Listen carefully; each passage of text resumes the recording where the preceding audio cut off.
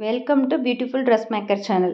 இன்றைக்கி நம்ம என்ன பார்க்க போகிறோம்னா, எப்படி நம்ம டெய்லரிங் பிஸ்னஸை வந்து டெவலப் பண்ணிக்கிறது, அதுக்கான டிப்ஸ் தான் இன்றைக்கி சொல்ல போகிறேன்.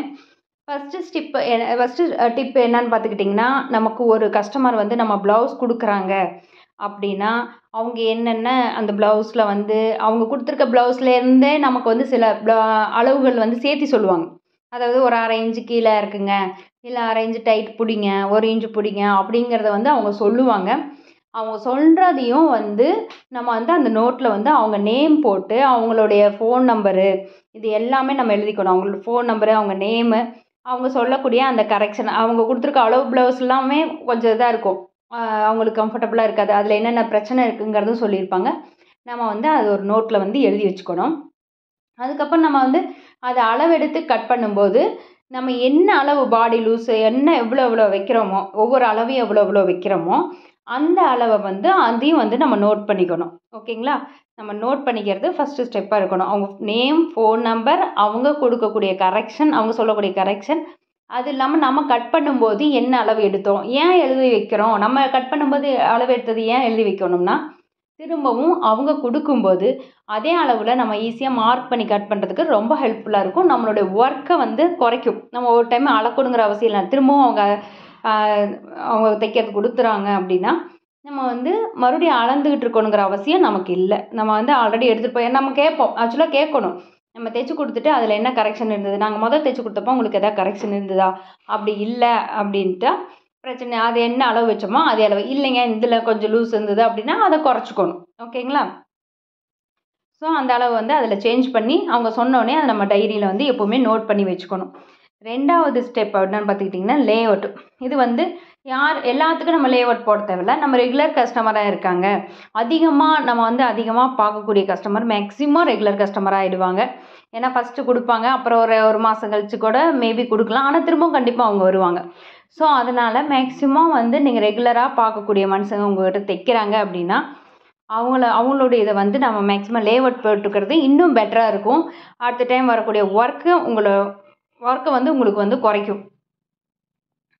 அதனால் நம்ம லே அவுட் போட்டுக்கிட்டோம் அப்படின்னா அடுத்த டைம் அவங்க கொடுத்தாங்கன்னா, ஏன்னா அந்த அளவு கரெக்டாக இருக்கான்னு கேட்போம். அந்த அளவு கரெக்டாக இருந்துச்சுன்னா அதே லே அவுட் சைஸ் அப்படி வச்சுக்குவோம். இல்லைங்க இந்த மாதிரி ஹார்ம் ஹோலில் கொஞ்சம் லூஸ் வருது, கைக்கிட்ட கொஞ்சம் வந்து லூஸ் தெரிஞ்சுதுன்னா அந்த லே அவுட்லேயும் நம்ம அந்த கரெக்ஷன் பண்ணி வச்சுக்கணும். நோட்லேயும் எழுதி வச்சுக்கணும். வச்சுக்கிட்டோம்னா அடுத்த டைம் வந்ததுன்னா லே அவுட் எடுப்போமா, டக்குன்னு வைப்போமா, கட் பண்ணுவோமா, நமக்கு வந்து ஒரு 5 மினிட்ஸ்க்குள்ளே நமக்கு வந்து அந்த கட்டிங் வந்து டக்குன்னு முடிஞ்சிடும். 5 மினிட்ஸ் கூட தேவைப்படாது, ரொம்ப சீக்கிரமாக முடிஞ்சிடும். அதனால் உங்களுக்கு வந்து சீக்கிரமாக வந்து அடுத்தடுத்துன்னு தைக்கலாம். அன்றைக்கி எந்த டேட்டில் நீங்கள் கேட்டிருக்காங்களோ அவங்களுக்கு வந்து நம்ம கொடுக்கறதுக்கு ரொம்ப வசதியாக இருக்கும்.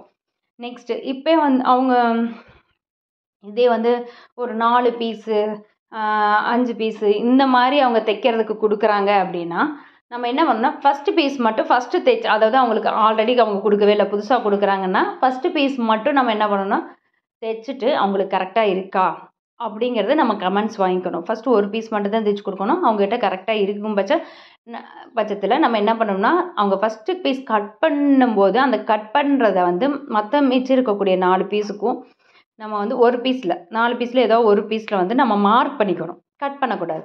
மார்க் மட்டும் பண்ணி வச்சுக்கிட்டு அவங்ககிட்ட நம்ம கொடுத்துடணும். அவங்களுக்கு வந்து தைச்சி கொடுத்துட்டோம் அப்படின்னா அவங்க அதில் என்ன கரெக்ஷன் சொல்கிறாங்களோ அதை அந்த மார்க் பண்ணதில் நம்ம ஒரு ஆல்ட்ரேஷன் பண்ணிக்கலாம். ஒரு வேளை சில பேர் சொல்லுவாங்க, நெக்கு வந்து சில பேர்த்துக்கு ப்ராடாக போட்டால் பிடிக்கும், சில பேர்த்துக்கு ஒடுக்கமாக போட்டால் பிடிக்கும். நம்ம அளவு ப்ளவுஸ் வச்சு அந்த நெக்கு வந்து அவ்வளோ கரெக்டாக நம்ம கொண்டு வர முடியாது. ஏதோ ஒரு 1/4 இன்ச்சு வந்து முன்ன பின்ன வரும். அந்த 1/4 இன்ச்சு டிஃப்ரென்ஸ் வந்து அவங்க அந்த ஃபஸ்ட்டு ப்ளவுஸ் போடையிலே நமக்கு தெரிஞ்சிடும். அவங்க இந்த 1/4 இன்ச்சு நல்லா அகலமாக போடக்கூடியவங்க, இல்லை ஒடுக்கமாக போடக்கூடியவங்க, நம்ம அவங்கள பார்த்தாலும் தெரியும். சில பேர் பார்க்கலினாலும் நம்ம ஒரு ப்ளவுஸ் தைச்சி கொடுத்துட்டோம்னா நமக்கு என்ன ரிப்ளை வருதோ அதை வச்சு நம்ம இதில் மார்க் பண்ணியிருப்போம் பார்த்தீங்களா, இதுலேருந்து 1/4 இன்ச்சு நம்ம தள்ளி பண்ணுறதா, என்ன பண்ணுறது, இல்லை இன்னும் வந்து நெக்கில் முன்னாடி பக்கம் வந்து நல்லா வளைவு கொடுக்குறதா என்னங்கிறது அவங்ககிட்ட டிஸ்கஸ் பண்ணிவிட்டு அடுத்த ப்ளவுஸ்க்கு வந்து அதை கரெக்ட் பண்ணி நம்ம தைச்சி கொடுத்துடலாம்.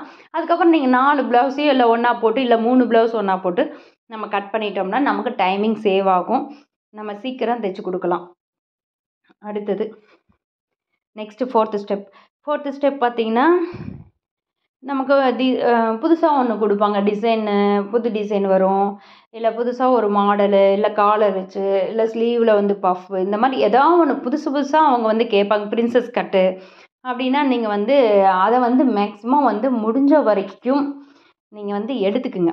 எடுத்துக்கிட்டு உங்களால் வந்து எனக்கு தான் ஃபஸ்ட் டைம் தைக்கிறீங்க அப்படின்னா நீங்கள் வேண்டான்னு சொல்ல வேண்டாம், நீங்கள் எடுத்துக்கங்க. ஏன்னா அதில் தான் உங்களுக்கு லேர்னிங் பாயிண்ட், உங்கள் பிஸ்னஸை அடுத்த லெவலுக்கு மூவ்மெண்ட் ஆகும்.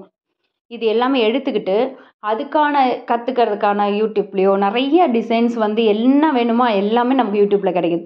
நீங்கள் அதில் போட்டு அது எப்படி செய்கிறாங்கங்கிறது தெளிவாக பார்த்துட்டு அதுக்கப்புறம் அதை கட் பண்ணி தையுங்க. இது வந்து நம்ம வந்து நீங்கள் ஃபஸ்ட் டைம் செய்கிறீங்கன்னா அதுக்கு அமௌண்ட் வந்து கம்மியாக வாங்கிக்கோங்க. இது உங்களுக்கு லேர்னிங். இது வந்து நீங்கள் லேர்ன் பண்ணிக்கலாம். இது மூலிமா உங்கள் பிஸ்னஸை வந்து நல்லா டெவலப் பண்ணலாம். இது வந்து 4th point. Next 5th point. 5th point பார்த்துக்கிட்டிங்கன்னா, நீங்கள் என்ன ட்ரெஸ் எதை தைச்சாலும் சரி, வாட் எவர் யூ ஸ்டிச், அதை வந்து நீங்கள் வந்து ஃபோட்டோ எடுத்துக்கோங்க. ஃபினிஷ்டு ஸ்டேஜில் ஃபோட்டோ எடுத்துக்கோங்க. இல்லை முன்னாடி இருந்தே எடுத்துக்கிட்டாலும் பிரச்சனை இல்லை. ஆனால் ஃபினிஷ்டு ஸ்டேஜில் நீங்கள் ஃபோட்டோ எடுத்துக்கோங்க. அந்த ஃபோட்டோ எடுத்ததை நீங்கள் என்ன பண்ணலான்னா வாட்ஸ்அப்பில் வந்து ஒரு ஸ்டேட்டஸாக வைக்கலாம், இல்லை இன்ஸ்டாகிராமில் போடலாம். அது மூலயமா உங்களுடைய ஃப்ரெண்ட்ஸோ திரும்ப திரும்ப நீங்கள் வந்து ஒரு வீக்லி ஒன்ஸ் அந்த மாதிரி போட்டுட்ருக்கீங்கள, கண்டிப்பாக அவங்க ஒரு ஸ்டேஜில் தைக்கணும் அப்படின்னு வரையில உங்களுடைய மைண்ட் செட்டு அவங்களுக்கு வரும். ஓகே நீங்கள் தைப்பீங்க, அப்போ உங்களுக்கு கொடுத்தா டக்குன்னு அவங்ககிட்ட வாங்கிக்கலாம், நம்ம ஃப்ரெண்டு தான் தைப்பாங்க அப்படின்னு சொல்லி ஒரு மைண்ட் செட்டு வரணும். அப்படின்னா நீங்கள் அது திரும்ப திரும்ப நம்ம போய் தைக்கிறோம் கொடுங்க அப்படின்னு சொல்ல வேண்டாம். நீங்கள் ஜஸ்ட் ஒரு ஃபோட்டோ மட்டும் எடுத்துக்கிட்டிங்கன்னா அந்த ஃபோட்டோவை ஒரு வாட்ஸ்அப் ஸ்டேட்டஸ்லேயோ இல்லை இன்ஸ்டாகிராம்லேயோ நம்ம போடலாம். நம்ம தெரிஞ்ச சர்க்கிளுக்கு நம்ம தைக்கிறோம், ஓகே அவங்க திரும்ப திரும்ப பார்க்கும்போது ஒரு வீக்லி ஒன்ஸ் அந்த மாதிரி போட்டிங்கன்னா அவங்க வந்து ஓகே அவங்க தைக்கணும் அப்படின்னு அவங்கள ஒரு துணி வாங்கும்போது நம்ம தைக்கிறோங்கிறது அவங்களுக்கு மைண்டுக்கு வரும், உடனே வந்து கொண்டு வந்து கொடுப்பாங்க. ஸோ நீங்கள் வந்து அந்த மாதிரி ட்ரை பண்ணுங்கள். இதுதான் வந்து நமக்கு லாஸ்ட்டு டிப்ஸாக நான் சொல்லிகிட்ருக்கேன். இதுக்கு மேலே வந்து நீங்கள் என்ன ஃபாலோ பண்ணலாம், இன்னும் கூட வந்து நாம் நிறைய ஐடியா வந்து யோசிக்கலாம். உங்களுக்கு என்ன இந்த மாதிரி ஐடியாலாம் தோணுதோ நீங்கள் அதெல்லாம் கூட நீங்கள் அப்ளை பண்ணி நீங்கள் உங்கள் பிஸ்னஸை வந்து டெவலப் பண்ணுறதுக்கு ஆல் தி பெஸ்ட். இவ்வளோ பொறுமையாக என்னோடய வீடியோ கேட்டதுக்கு அவங்களுக்கு ரொம்ப தேங்க்யூ ஸோ மச். நெக்ஸ்ட் வீடியோவில் நம்ம பார்க்கலாம்.